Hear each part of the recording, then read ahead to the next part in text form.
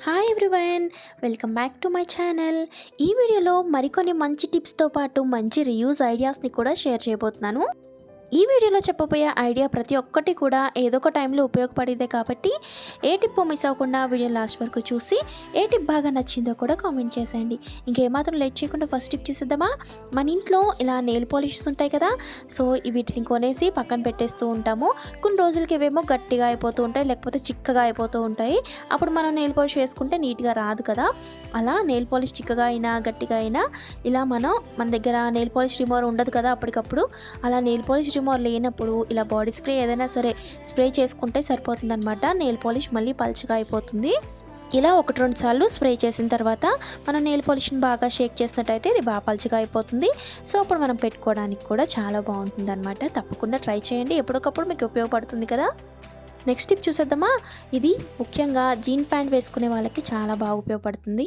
ఇలా ఎప్పుడైనా gene ప్యాంట్కి button పోతే ఆ బటన్ పెట్టినా సరే ఉండదు కదా, ఊడిపోతుంది కదా. సో ఎమర్జెన్సీ టైంలో, అంటే మనకి బటన్ వేయించుకునే టైం లేనప్పుడు మనం ఈ టిప్ని ఫాలో అవ్వచ్చు అనమాట.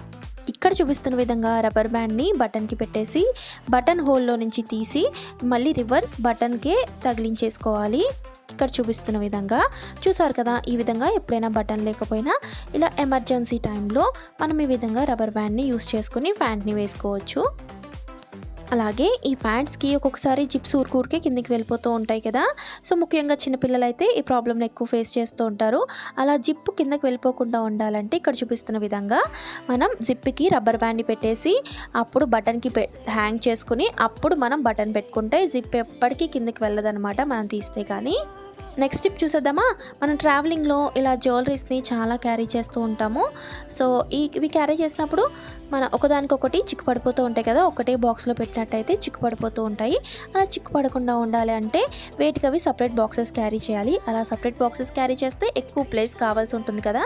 అలా కాకుండా ఉండాలంటే ఇలా మనం నాప్కిన్కి సేఫ్టీ పిన్స్ పెట్టేసి ఈ విధంగా కూడా క్యారీ చేసుకోవచ్చు. ఇలా చేసుకున్నట్టయితే తక్కువ ప్లేస్లో ఎక్కువ పెట్టుకోవచ్చు. సో మనం దీన్ని హ్యాండ్ బ్యాగ్లో పెట్టుకొని క్యారీ చేసుకోవచ్చు అనమాట. ఇలా క్యారీ చేయడం వల్ల ఏంటంటే తక్కువ ప్లేస్లో ఎక్కువ జ్యువెలరీ పెట్టుకోవచ్చు.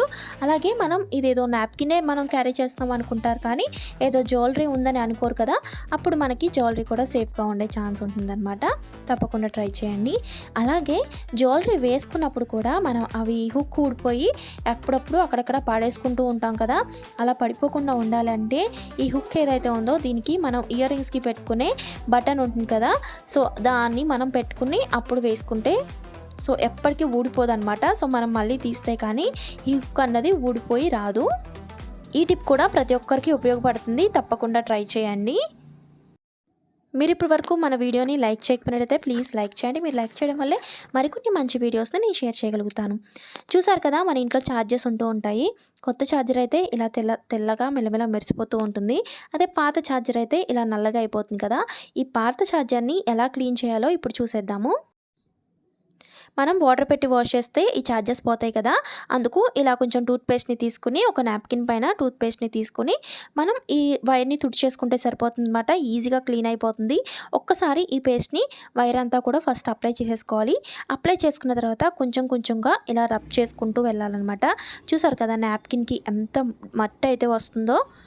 ఈ విధంగా మనం చేసుకుంటూ వెళ్ళాలి. సో మళ్ళీ పేస్ట్ కావాలి అనుకున్నప్పుడు మళ్ళీ కొంచెం పేస్ట్ని అప్లై చేసుకుంటూ క్లీన్ చేసుకోవాలి. సో ఈ టిప్ని మీరు కూడా ట్రై చేయండి. నెక్స్ట్ టిప్ చూసేద్దామా. సో ఇప్పుడు కొన్ని రియూజ్ ఐడియాస్ అయితే చూద్దాము. సో నా దగ్గర ఇలాంటి స్టీల్ స్ట్రైనర్ ఒకటి విరిగిపోయిందనమాట. సో దీన్ని మేము చాలా రోజులుగా పక్కన పడేసాము. సో దీన్ని చాలా విధాలుగా రియూజ్ చేసుకోవచ్చు. అవి ఏంటన్నది ఇప్పుడు చూసేద్దాము. ఈ రౌండ్ షేప్ ఏదైతే ఉందో దీన్ని ఎలా రియూజ్ చేసుకోవాలో చూద్దాము. చూసారు కదా, మన ఇళ్ళల్లో చాలా రకాల క్లిప్స్ వాడుతూ ఉంటాం మనము. సో ఈ క్లిప్స్ అన్నీ కూడా ఒకటే చోట మనం చక్కగా హ్యాంగ్ చేసుకోవాలనుకుంటే ఇలా మనం దీనికి పెట్టేసుకుని ఈ స్టీల్ స్ట్రైనర్కి పెట్టేసుకుని మనం ఎక్కడైనా సరే హ్యాంగ్ చేసుకుంటే మనకి తీసుకోవడానికి పెట్టుకోవడానికి చాలా ఈజీగా ఉంటుంది.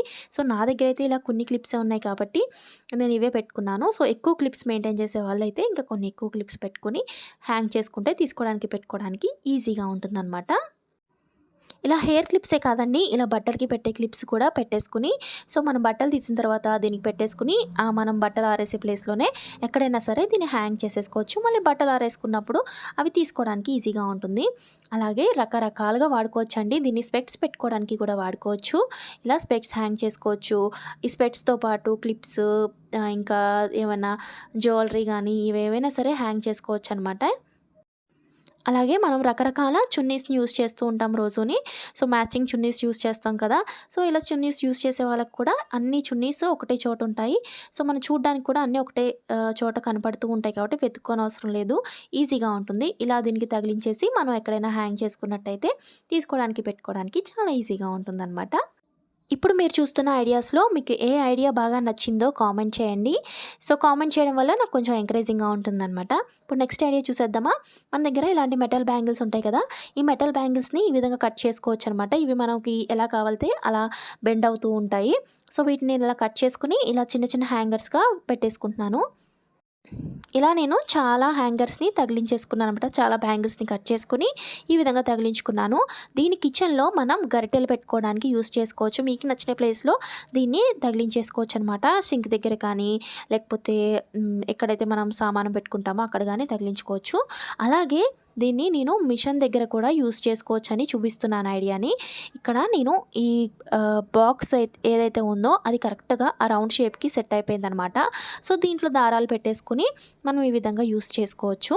అలాగే ఇది మరో విధంగా ఎలా యూజ్ చేసుకోవచ్చు అంటే ఈ విధంగా కప్స్ హోల్డర్‌లా కూడా యూజ్ చేసుకోవచ్చు. ఈ చుట్టూ ఉన్న హ్యాంగర్స్‌కేమో కప్స్ తగిలించేసుకున్నాను. ఈ బాక్స్ లోపల నేను బౌల్స్ పెట్టుకున్నాను. ఈ విధంగా కూడా దీన్ని యూజ్ చూసారు కదా! విరిగిపోయిన దానికి అని వేస్ట్‌గా బయట పాడేసే వస్తువుతోటి ఎన్ని ఉపయోగాలు ఉన్నాయో కదా! ఇలా మీ ఇంట్లో కూడా ఏదైనా విరిగిపోయిన ఇలాంటి స్టీల్ స్ట్రెయినర్ ఉంటే నేను చెప్పిన ఈ ఐడియాస్‌లో ఏదో ఒక ఐడియా అయితే మీకు ఉపయోగపడుతుంది కదా! ఏదో విధంగా యూజ్ అవుతుంది కదా! మరి మీకు ఏ ఐడియా బాగా నచ్చిందో కామెంట్ చేయడం మర్చిపోవద్దు. అలాగే వీడియో నచ్చినట్టయితే లైక్ చేయడం మర్చిపోవద్దు. మన ఛానల్‌ని మీరు ఇప్పుడు ఫస్ట్ టైం చూసినట్టయితే ఛానల్‌ని సబ్స్క్రైబ్ చేసుకోండి. పక్కనే ఉన్న గంట సింబల్‌ని క్లిక్ చేసి ఆల్ అనే ఆప్షన్ యాక్టివేట్ చేసుకోవడం వల్ల నేను పెట్టే వీడియోస్ అన్నీ మీకు నోటిఫికేషన్ వస్తాయి. ఇలా చిన్న చిన్న బట్టలు ఉంటూ ఉంటాయి కదా! ఈ చిన్న చిన్న బట్టల్ని కూడా మనం డ్రై చేసుకోవడానికి దీన్ని యూజ్ చేసుకోవచ్చు. ఈ హ్యాంగర్ యూజ్ చేసుకోవచ్చు. చూసారు కదా! ఈ హ్యాంగర్ మనకి ఎన్ని విధాలుగా ఉపయోగపడుతుందో. సో, మీకు ఏది నచ్చిందో కామెంట్ చేయండి. అలాగే వీడియోని లైక్ చేయండి. ఛానల్‌ని సబ్స్క్రైబ్ చేసుకోండి. మరో మంచి వీడియోతో మరికొన్ని మంచి టిప్స్‌తో మీ ముందుకు వచ్చేస్తాను. Thanks for watching my channel. మరో మంచి వీడియోతో కలుద్దాం. Until then take care. Bye by.